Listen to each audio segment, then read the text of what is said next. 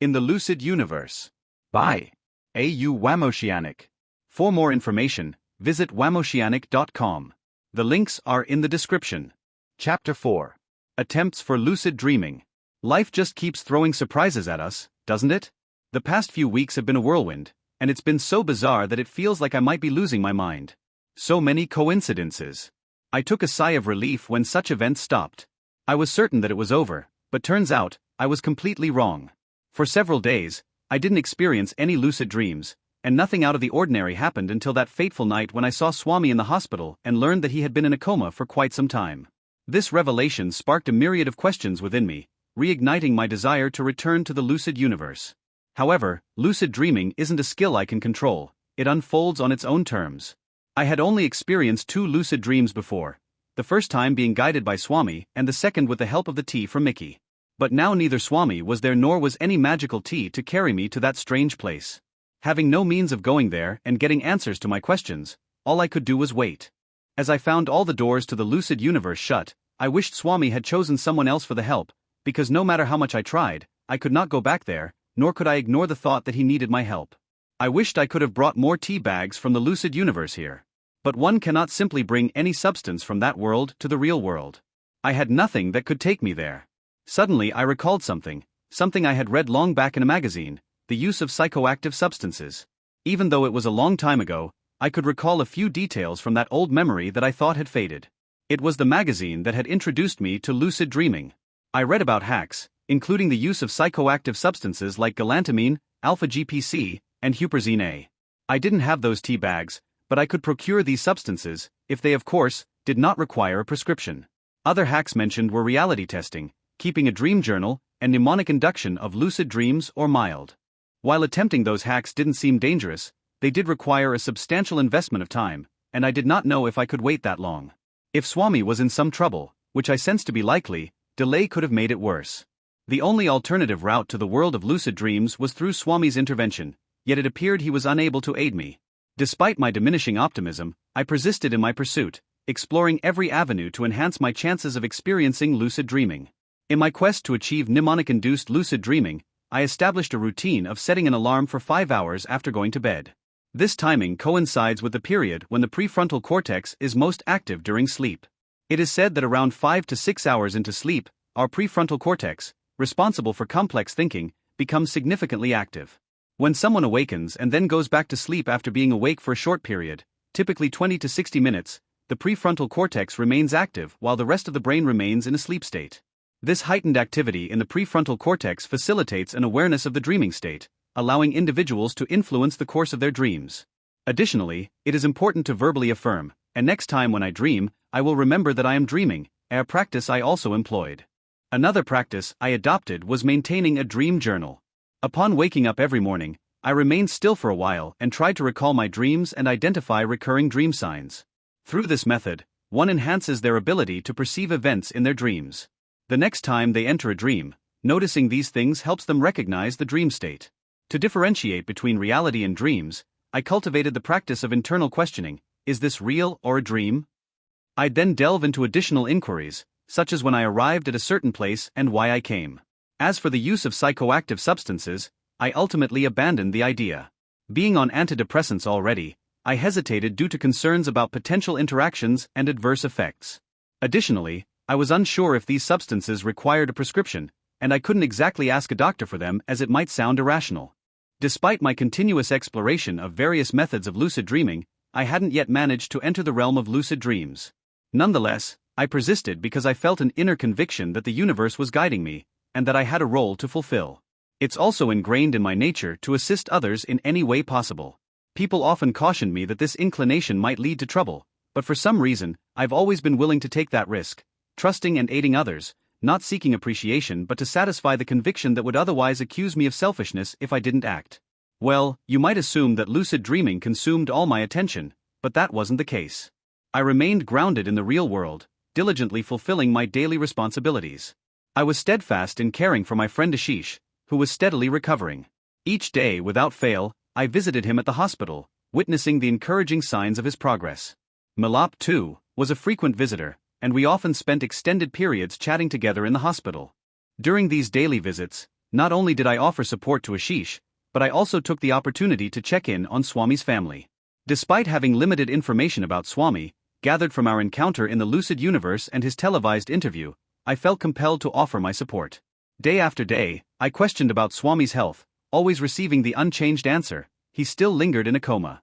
By the way, I had forgotten to mention other information about Swami.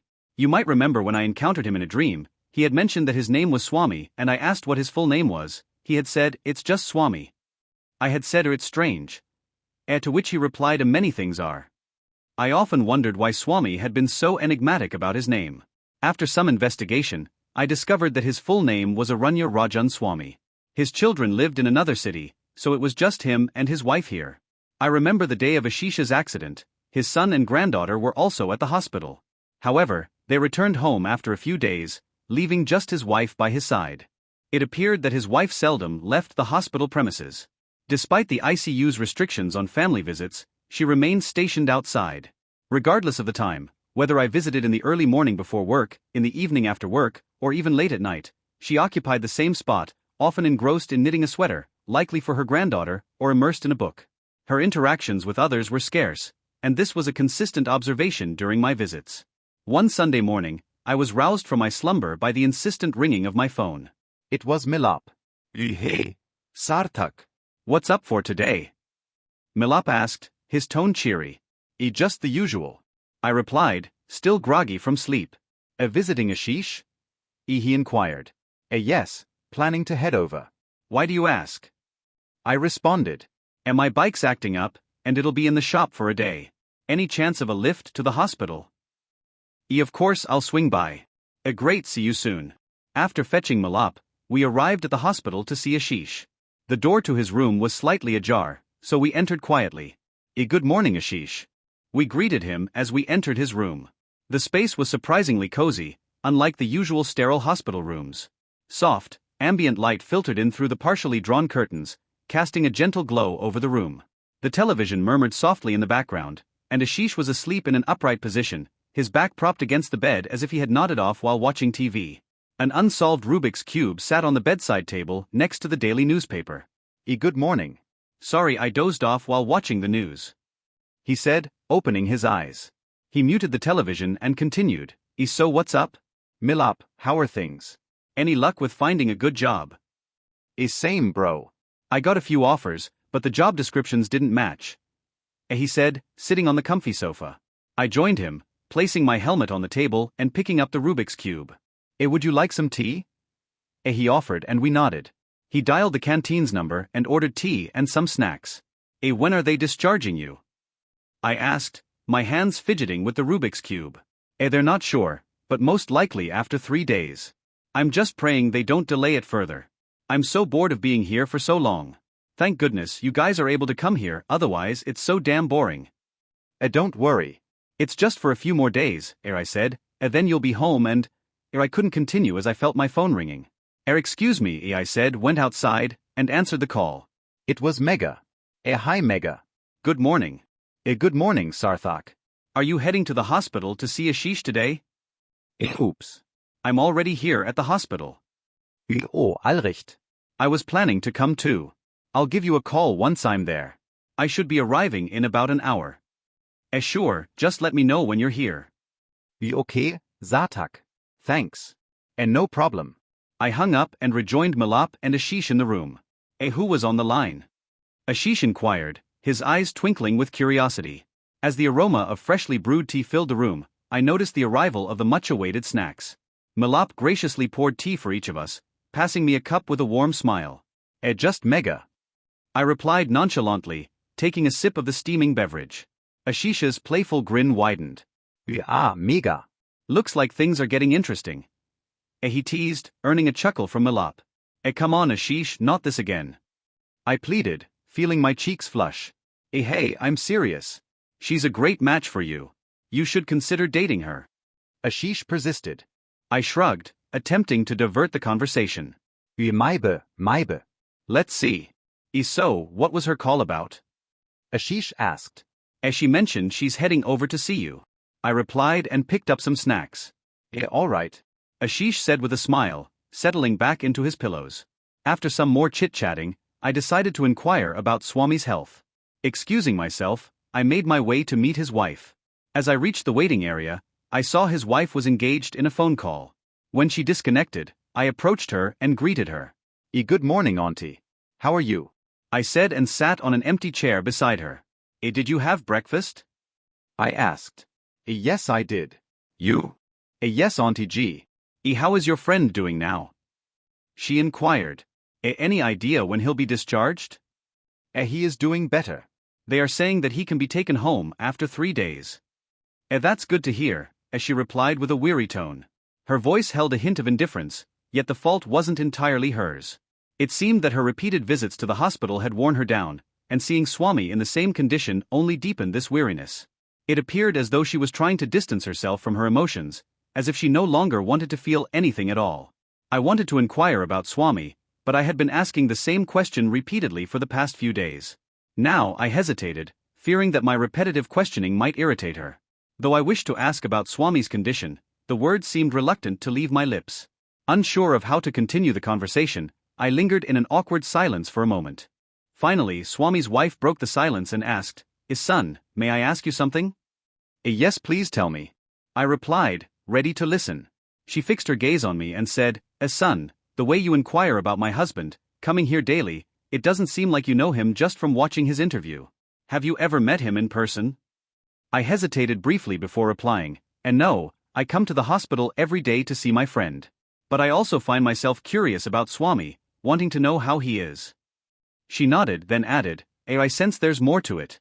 I don't know why, but I feel you might have crossed paths with him somewhere. If that's the case, I don't know why you did not tell me. After a pause, she continued, sorry, I may be overanalyzing, but that was on my mind, so I shared. I hope you don't mind. In that moment, my inner voice urged me to reveal the truth, even though a part of me warned it might be folly. Uncertainty clouded my thoughts. She would surely think I was crazy. So, I decided to stay silent. But what could I tell her? Making up a story seemed impossible. An unexpected confession slipped out. Well, it might sound odd, but I encountered Swami in a dream. I waited for her reaction, expecting surprise or disbelief. However, she remained composed and asked, Okay, so what happened in that dream? I felt uneasy but recounted the events of my dream where I encountered Swami, and how afterwards, I learned more about him through the television interview. I chose not to mention the incident with the SMS, as it would have sounded too extraordinary. However, her next question surprised me. And what about the SMS? There was no SMS. I have already told you, I replied, taken aback. Yes, I know there was no SMS the next day, but was there any SMS after a few days? Instead of answering her question, I blurted out my own, I'm sorry, but I'm surprised by how unaffected you seem by all of this. Don't you think it's too uncanny to be a mere coincidence? Uncanny? No. If you think it's uncanny, then I must tell you that I have witnessed stranger happenings. If I shared them with others, they would surely think I'm a crazy lady. Which incidents? I asked curiously. Well, those incidents are not important for the moment. But regarding your description, I trust you. It aligns with what I've read in his journal. He documented his daily experiences in the lucid dreaming universe, revealing his fascination with this mysterious world. To be frank, it seemed to be driving him to the brink of obsession. I found myself wondering, he had a dream journal too? Perhaps asking about it would provide clues to help him. However, I decided against bringing it up and instead, let her continue her story for the time being. She continued describing Swami's obsession with the lucid universe. I also feel that his comatose condition is somehow connected to his dreams. He was perfectly fine. He had a full-body checkup just a month ago, and there were no abnormal reports. It's very strange that he went to sleep and didn't wake up on time. This wasn't just a one-time occurrence. I noticed for many days that he slept for unusually long periods. It was almost as if sleeping had become his favorite activity. Sometimes, he woke up very late and went to the office late. He seemed entranced by the allure of the world of lucid dreaming. I was deeply moved by her words, realizing that my initial perception of her as stoic and resigned was incorrect. Her revelation shattered that facade, revealing her profound brokenness and devastation. Witnessing her tears was a heart-wrenching experience, and I felt compelled to do whatever I could to help. I nodded in agreement, a subtle "okay" air escaping my lips. The realization hit me like a gentle wave. I should have offered more words of comfort. Social interactions have always been a bit challenging for me, and there are moments when I struggle to express what I truly feel. Meanwhile, my mobile rang, and it was Mega. Excuse me. I think I'll go now, I said to Swami's wife and left. I received the call and heard Mega saying, hi Sarthak, where are you? Hi Mega, have you reached? I replied. Yes, she confirmed. I wanted to know the number of the room where Ashish is admitted. Where are you right now? At the reception. Okay. Stay right there. I'll come over to see you. I soon reached the reception and noticed her. A happy feeling stirred within me at the sight of her. I sensed that I was beginning to like her. I remembered the advice of my psychologist, encouraging me to move on, and at that moment, I felt ready to embrace that change. However, was the sentiment reciprocated? I pushed aside that thought and escorted her to the room where Ashish was admitted. Hi Ashish. She greeted him upon entering the room. Hi Mega. Good morning, Ashish said, trying to sit upright. I noticed that Milap was not there. How are you now? She said, taking a seat on the empty sofa. I am better now. They will discharge me soon. That's nice. I am sorry I could not visit sooner. She said apologetically. It's perfectly all right, Ashish said. At that moment, Milap entered the room with a box of pizza in his hand. By the way, this is Milap. Milap, this is Mega. She has recently joined our office. I introduced them to each other. And nice to meet you, Mega.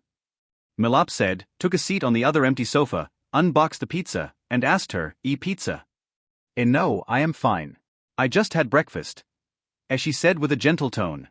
But one slice of pizza is not going to cause any harm. Take it, I insist. He said and handed over a slice to her. We also took a slice of pizza and engaged ourselves in further conversation. After some time, Mega asked to leave, and I offered to accompany her up to the gate of the hospital, which she consented to. Upon reaching the gate, I found myself reluctant to part ways with Mega, so I mustered the courage to ask, would you like to grab a cup of coffee? She agreed, and we made our way to a nearby cafe. As we conversed, I couldn't shake off a peculiar feeling. When we were about to leave, I noticed a familiar face, the same girl from my lucid dream, the one I had also seen a few days ago at Singh's restaurant. It was Myra.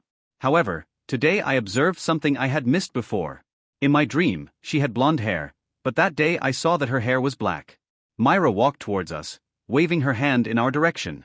I hesitantly waved back, only to realize that she was actually waving to Mega, who knew her. I felt a twinge of embarrassment for my mistaken gesture. Hi Mega. She greeted her with a warm smile, extending her hand as she came towards us. Mega returned the greeting with equal warmth. Hi Myra, how are you? It seemed like they were very good friends. With elegance, Mega introduced me to Myra, saying, this is Sarthak, my colleague. Hi Sarthak. Nice to meet you, she said with a friendly smile. And nice to meet you too, I replied, with a part of me somewhat lost in the newly rising question. A moment of uncertainty washed over me, leaving me momentarily speechless. Gathering my thoughts, I managed to ask, by the way, have we met before? Yet, her demeanor remained unchanged, offering no hint of recognition, nor did she admit to any prior encounter which occurred in the realm of a lucid dream. Could it be possible that she was not able to remember me? My intuition preceded her reply, and I knew she was going to say no. And surely she did the same. Certainly not, as she said, adding, why? It's just that I felt like I have seen you somewhere. It could be. Small city. It's likely to run into the same people every now and then. Yeah, you could be right. It's very likely. Myra, please have a seat. Mega offered, casting a quick glance at me to gauge my comfort.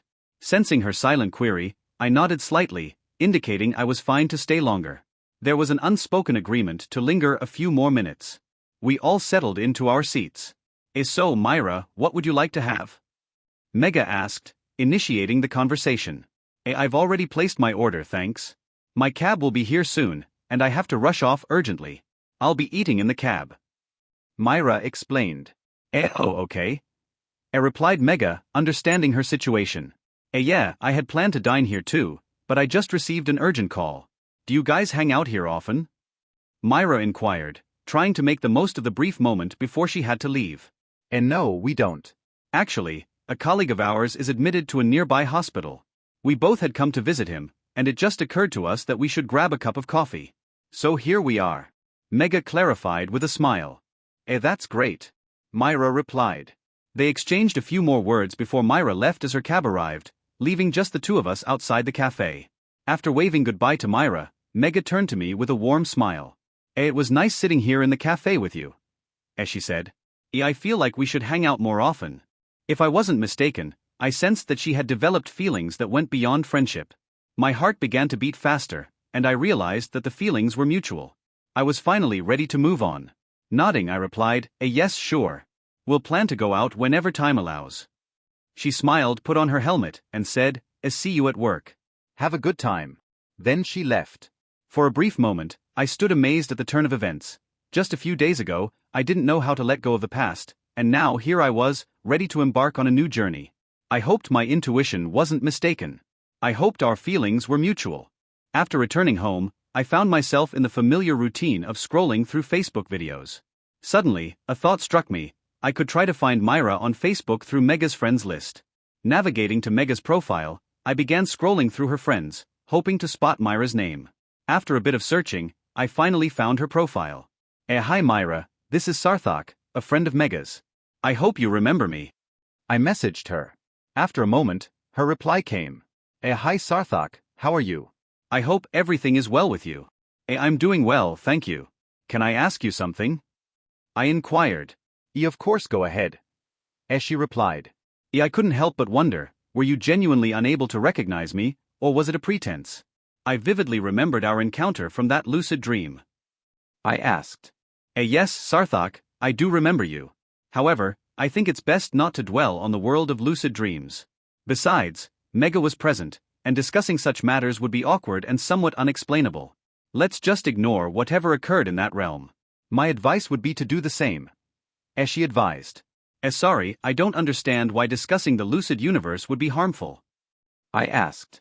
You call it the lucid universe? She exclaimed. Yes, why? What do you call it? I inquired. I don't really call it anything. The state of dreaming is termed lucid, because we are aware of our dreaming state. However, the term lucid universe doesn't seem to quite fit. But it's okay, it doesn't really matter what we call it. As she explained. Yes, but what harm can it really do to discuss it? I pressed. It's hard to explain, Sarthak, but it's not wise to blur the lines between the world of dreams and reality.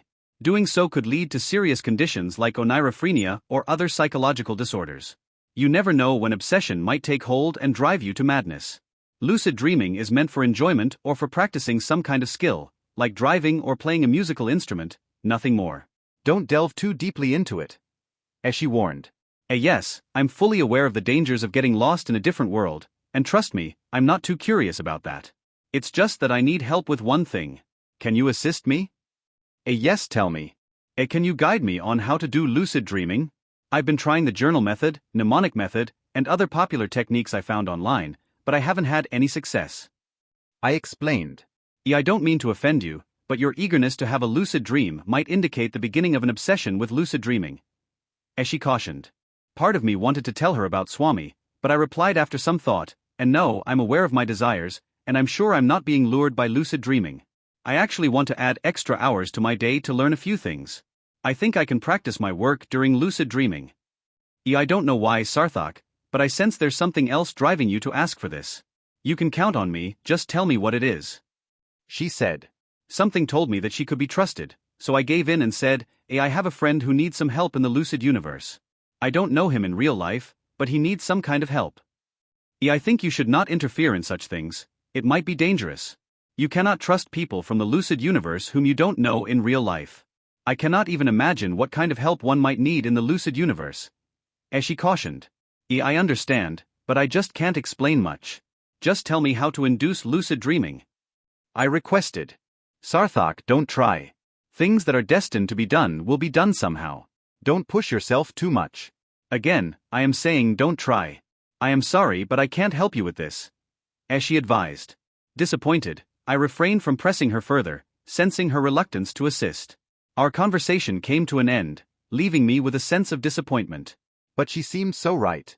Obviously, it makes no sense what kind of help Swami might require. Despite this reasoning, the desire to offer assistance persisted within me. Myra's words were echoing in my mind, don't try. It struck a chord with me, serving as a reminder to refrain from forcing the situation. I recalled the concept of the law of reverse effort: the more we exert ourselves, the more likely we are to encounter obstacles. While it doesn't always hold true, there's often wisdom in allowing events to unfold naturally. I resolved to adopt this approach and let circumstances take their course. Thereafter, I refrained from excessive effort. I continued with my previous methods of lucid dreaming and relinquished control to the universe. That night, I fell asleep listening to a podcast about the simulation theory of the universe and the concept of the multiverse. Thoughts about the lucid universe had piqued my curiosity about the multiverse and the nature of reality, and I found the topic incredibly fascinating. Placing my mobile beside me, I drifted into the world of dreams.